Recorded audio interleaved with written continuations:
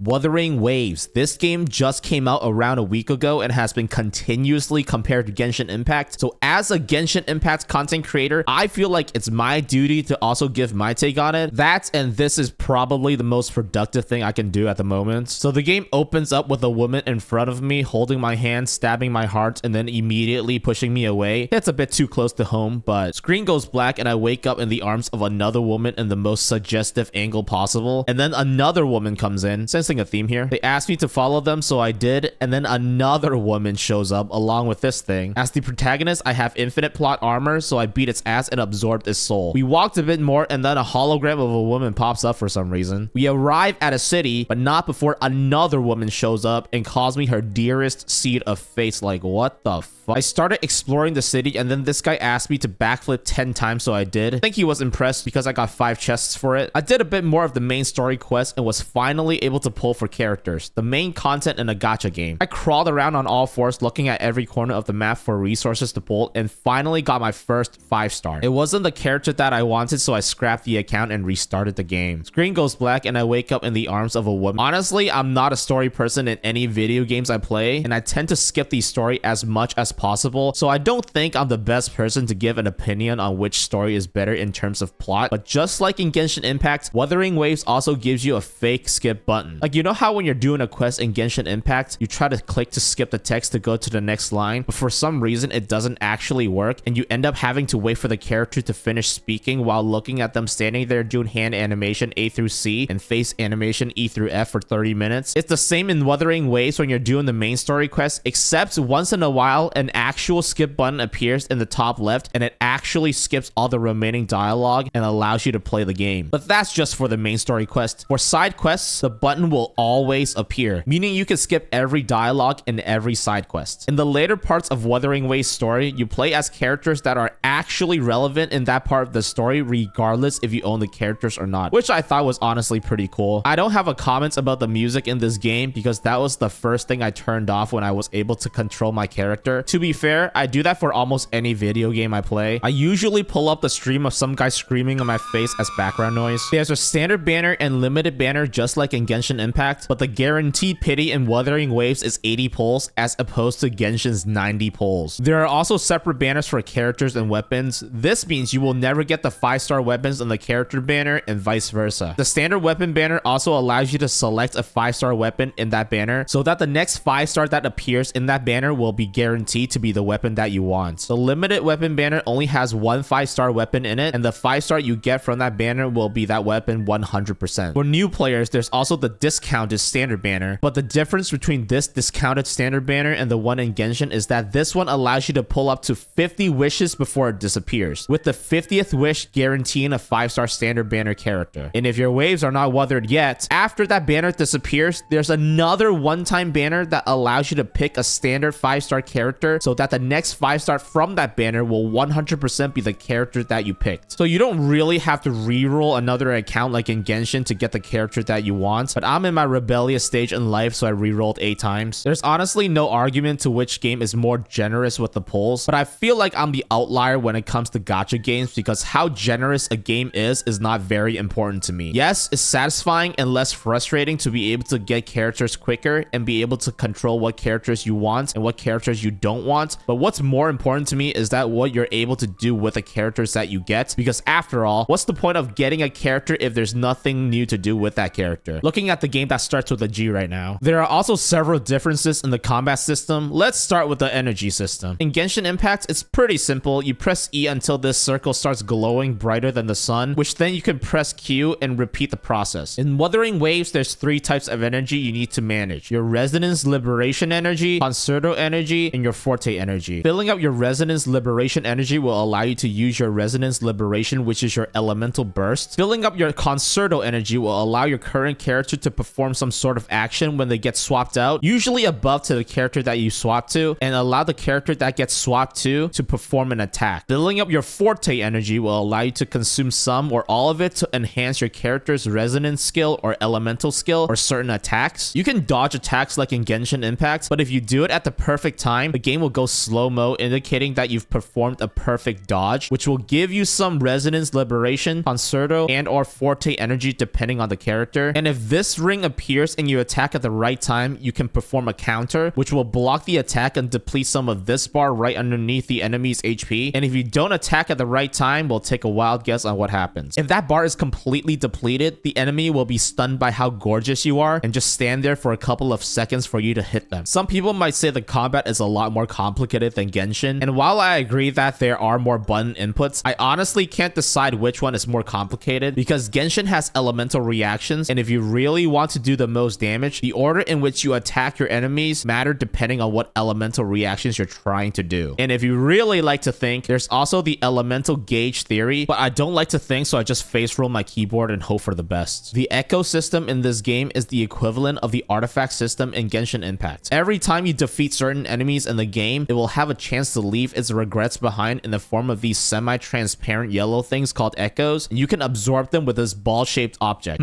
Sounds familiar. Different monsters will drop different echoes, and collecting them will allow you to level up this thing called the data bank, which will increase the chance of the enemy dropping an echo and allow stronger and higher rarity echoes to drop from enemies. Think of this like the artifact system, where you're only able to get 1 or 2 star artifacts in the beginning of the game and work your way up to the 5-star artifacts. Just like artifacts, different echoes belong in different sets, and equipping different ones in the same set will give you a set bonus just like in Genshin. The biggest differences are how you level your echoes and the facts that you could summon echoes from your ball to help you fight, and each of them have their own unique abilities.